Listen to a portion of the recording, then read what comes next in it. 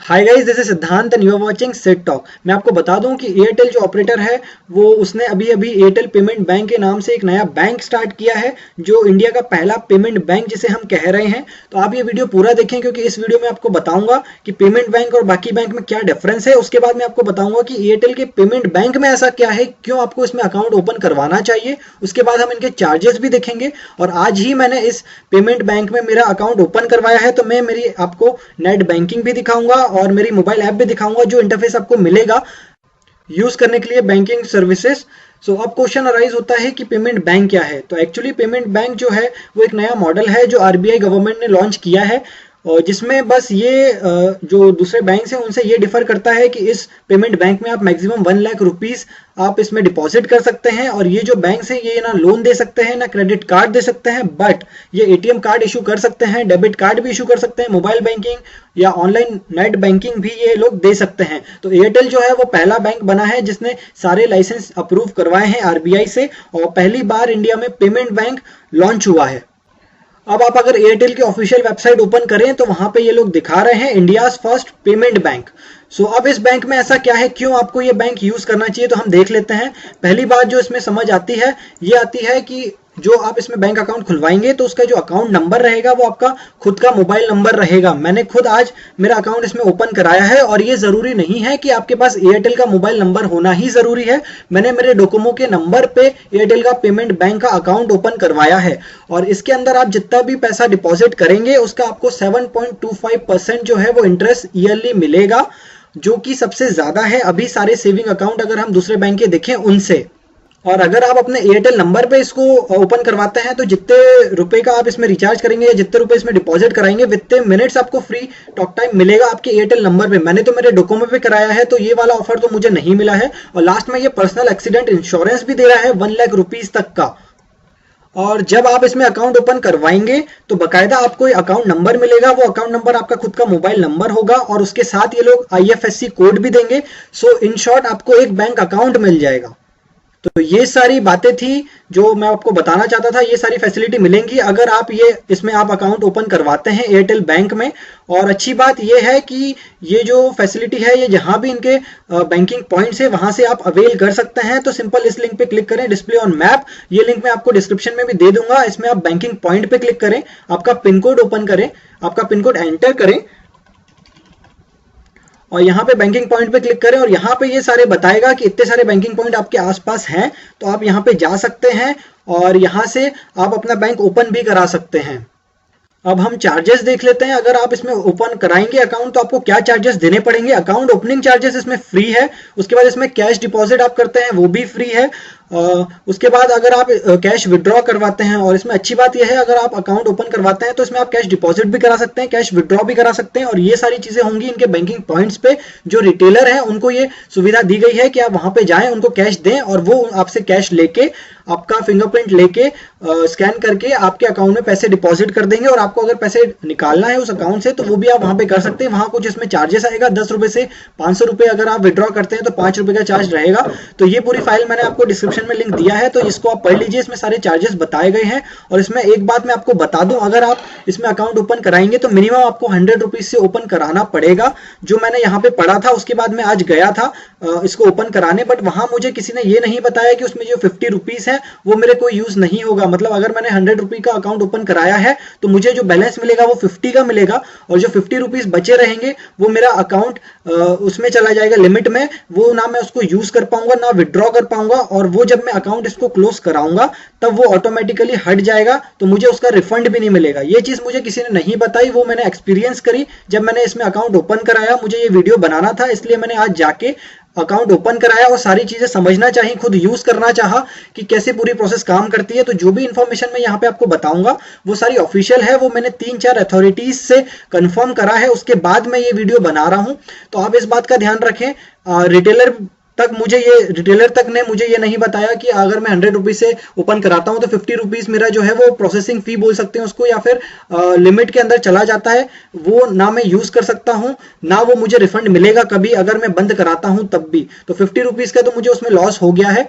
और इसमें अच्छी बात यह है, मैंने कस्टमर केयर कॉल किया था तो वो बोल रहे हैं जो 50 रुपीज आपका है उस पर आपको इंटरेस्ट तो मिलेगा, मतलब इंटरेस्ट मिलेगा बट वो आप कभी यूज नहीं कर पाएंगे 50 रुपीज। तो इस बात का बस आप ध्यान रखें। और इसमें सारी मिनिमम कैश डिपॉजिट लिमिट और बाकी सारी लिमिट्स भी यहाँ पे दी गई हैं, लिंक में आपको डिस्क्रिप्शन मिल जाएगा इस फाइल का, आप ये भी देख लीजिए सारे लिमिट्स क्या हैं। और इसमें अच्छी बात यह है कि आपको अकाउंट नंबर और जो IFSC कोड मिलता है आप भीम ऐप के थ्रू किसी से पेमेंट उसमें भी ले सकते हैं, मतलब सिंपल आप उसको बोलें और वो आपका अकाउंट नंबर IFSC कोड डाल के आपके अकाउंट में फंड ट्रांसफर कर सकता है। अब इसमें टर्म्स एंड कंडीशंस भी हैं, बहुत सारी टर्म्स एंड कंडीशन है, मैंने पूरी टर्म्स एंड कंडीशन पढ़ी है। तो इसमें 3-4 चीजें मेन है जो आपको पढ़ना चाहिए। पहली बात यह है कि मैक्सिमम जो आप पेमेंट रखेंगे आपके अकाउंट में वो 1 लाख होगा, उससे ज्यादा आप नहीं रख सकते, और वो लिमिट भी है पेमेंट बैंक्स की।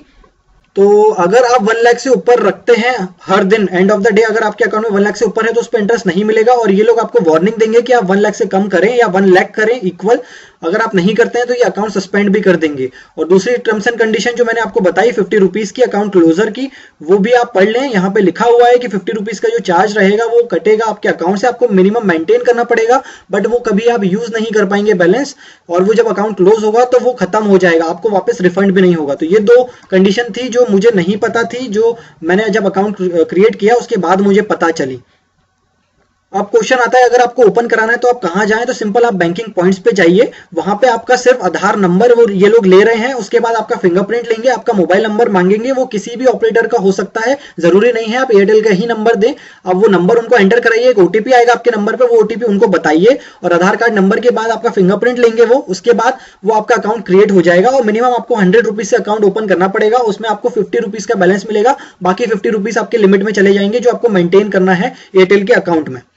तो ये पूरी प्रोसेस फॉलो करने के बाद अब मैं आपको दिखा देता हूं मुझे क्या इंटरफेस मिला है, ये अकाउंट ओपन करने के बाद क्या नेट बैंकिंग मुझे किस तरह का इंटरफेस ये लोग दे रहे हैं जिसके थ्रू मैं बैंकिंग कर सकता हूं। ऐसा इंटरफेस आपको मिलेगा जिसके थ्रू आप सारी चीजें मैनेज कर सकते हैं। इनके मोबाइल ऐप भी है, वो मैं आपको आगे बताऊंगा कि वो मोबाइल ऐप कैसे काम करती है। यहाँ पे सिंपल चीजें ये हैं। और एक और बात है, अगर आप ये अकाउंट यूज करेंगे तो इसमें एमपिन की जरूरत होगी, तो जब भी आप अकाउंट क्रिएट कराएंगे आपको एक एमपिन मैसेज के थ्रू रिसीव होगा, वो एमपिन आपको यूज करना है हर बार अगर आप ट्रांजेक्शन करते हैं तो। और ट्रांजेक्शन में ट्रांजेक्शन हिस्ट्री आ जाएगी, बैलेंस में बैलेंस आ जाएगा। ट्रांजैक्शन हिस्ट्री में जैसे आज मैंने ओपन कराया है 100 रुपीज का रिटेलर के थ्रू, तो वो 100 रुपीज मेरे अकाउंट में आए हैं, बट मुझे बैलेंस जो दिखा रहा है वो 50 रुपीज ही दिखा रहा है, तो 50 रुपीज जो है वो मेरे लिमिट में चले गए हैं, वो वापस नहीं आएंगे। उसके बाद रिचार्ज एंड पेमेंट में आता हूं तो मैं इससे रिचार्ज कर सकता हूं डेटा कार्ड का, बाकी सारी चीजें कर सकता हूं। उसके बाद ट्रांसफर में मैं जाता हूं तो ट्रांसफर में मेरे खुद के अकाउंट में कर सकते हैं, अदर अकाउंट में जाता हूं तो मेरे इस बैंक से मैं मेरे दूसरे जो अकाउंट्स हैं मेरे दूसरे बैंक्स में, वो सारे बैंक्स में भी मैं कर सकता हूं इसमें सारी ट्रांजेक्शन। जैसे मैं मेरे एयरटेल वाले अकाउंट से मेरे एसबीआई में भेजना चाह रहा हूं पैसा, तो वो भी मैं भेज सकता हूं। सिंपल मुझे एसबीआई क्लिक करना है, अकाउंट नंबर यहां पे एंटर करना है, उसके बाद अमाउंट एंटर करना है और मैं सेंड दबाऊंगा तो मेरे इस अकाउंट से पैसे निकल के मेरे एसबीआई के अकाउंट में चले जाएंगे। इसी तरह ये लोग मुझे आईएफएससी कोड और अकाउंट नंबर देते हैं, वो अकाउंट नंबर के थ्रू मैं मेरे एसबीआई से यहां भी पेमेंट ट्रांसफर कर सकता हूं, या फिर इनकी मोबाइल ऐप में एक ऑप्शन है जिसके थ्रू मैं नेट बैंकिंग या डेबिट कार्ड के थ्रू भी मेरे इस पेमेंट बैंक में पैसे डिपॉजिट कर सकता हूं। तो चलिए मैं दिखा देता हूं कि इनकी मोबाइल ऐप में कैसे पूरी प्रोसेस होगी और कैसा इंटरफेस आपको इनकी मोबाइल ऐप में मिलेगा। तो गाइस ऐसा इंटरफेस आपको मिलेगा।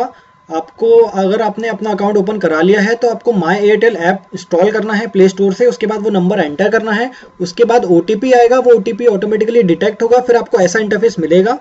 और फिर आपको जाना है पेमेंट बैंक्स पे, और यहाँ पे आप जाएंगे तो ये हर बार पूछेगा एम पिन, और जो एम पिन है वो आपको हर बार एंटर करना है जब भी आप ट्रांजेक्शन करेंगे, क्योंकि ये एम पिन ही इसका पूरा बेस है। जब भी आप ट्रांजेक्शन करेंगे ये एम पिन देना जरूरी है। तो मैंने मेरा एम पिन एंटर कर दिया है, मैंने स्टार क्लिक किया, उसके बाद अब यहाँ पे ये सब चीज़ें बता रहा है कि मुझे 7.25% का इंटरेस्ट मिलेगा, और बाकी मुझे एक्सीडेंटल बीमा मिलेगा, और बाकी मेरा सेविंग अकाउंट है, और जो नंबर दिखा रहा है वो मेरा खुद का नंबर है। और अगर मैं इसी पे व्यू प्रोफाइल पे क्लिक करता हूँ तो मुझे ये सारी चीज़ें दिखाएगा, मेरा अकाउंट नंबर क्या है, मेरा आईएफएससी कोड क्या है, मेरा अकाउंट सेविंग है, मेरा एड्रेस, ईमेल आईडी, सारी चीज़ें ये दिखाएगा। तो आप ये इसके थ्रू आप दूसरे बैंक जो नेशनल बैंक हैं, ओरिजिनल जिनको बैंक हम कहते हैं, उसमें से फंड ट्रांसफर इन बैंक में भी कर सकते हैं, इस पेमेंट बैंक में भी कर सकते हैं। उसके बाद आप जाते हैं अगर रिचार्ज पे, तो वहाँ पे जाएंगे तो ये बताएगा रिचार्ज आपको कैसे कराना है, मोबाइल रिचार्ज, डीटीएच रिचार्ज या डेटा कार्ड। उसके बाद आप पे बिल पे जाते हैं तो आप बिल पे भी कर सकते हैं, लैंडलाइन हो गया, डेटा कार्ड हो गया, इलेक्ट्रिसिटी, इंश्योरेंस, गैस, आप ये सारी चीज़ें भी इससे कर सकते हैं। पे एट शॉप पे क्लिक करेंगे तो वो स्कैन होगा बारकोड और उसके थ्रू भी आप पेमेंट कर सकते हैं। ऐड मनी पे जाएंगे तो ये पूछेगा कितने रुपए आपको ऐड करना है, आप यहाँ पे अमाउंट एंटर करिए। उसके बाद आपको एक इंटरफेस मिलेगा, तो आप अपने डेबिट कार्ड हो गया या नेट बैंकिंग हो गया, तो उसके थ्रू आप इस पेमेंट बैंक में फंड ऐड भी कर सकते हैं। और अगर आपके पास ज़्यादा फंड इस बैंक में हो गया है, आप चाहते हैं कि ये जो फंड है ये मैं और किसी बैंक में लेके जाऊं मेरे दूसरे बैंक्स में, तो आप सेंड मनी पे क्लिक करें। उसके बाद ये मोबाइल नंबर के थ्रू, अगर सामने वाले के पास भी एयरटेल पेमेंट बैंक है तो उसका नंबर आप यहाँ पे एंटर करें और उसको ये फंड ट्रांसफर हो जाएगा। या फिर बैंक में जाएं, बैंक में आप अकाउंट होल्डर नेम डालें और सिलेक्ट बैंक पे जाएं, तो ये सारे जो बैंक हैं इन पे आप अपने पेमेंट बैंक से फंड ट्रांसफर कर सकते हैं, बट उन पे चार्जेस हैं, वो चार्जेस आप फाइल में देख लें।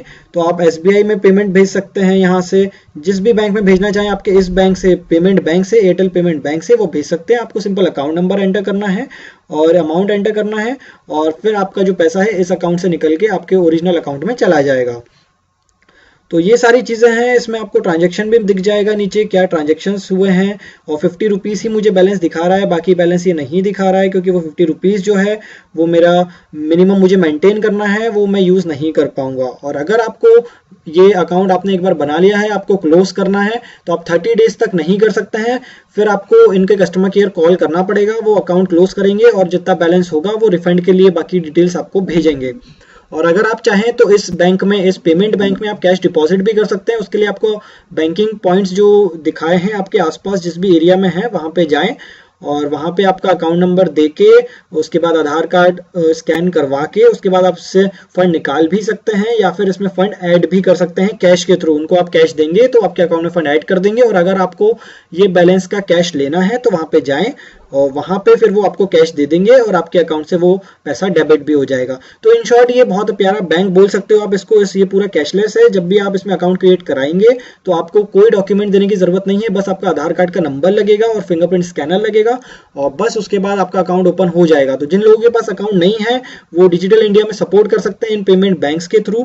और एक बात और मैं आपको बता दूं कि पेटीएम जो है उसको भी लाइसेंस मिल गया है, अप्रूव हो गया है, तो मे बी 15 जनवरी के बाद वो भी अपना पेमेंट बैंक लॉन्च करे और जितने पेटीएम वॉलेट में पैसा है वो सारा ऑटोमेटिकली कन्वर्ट हो जाएगा पेमेंट बैंक्स में।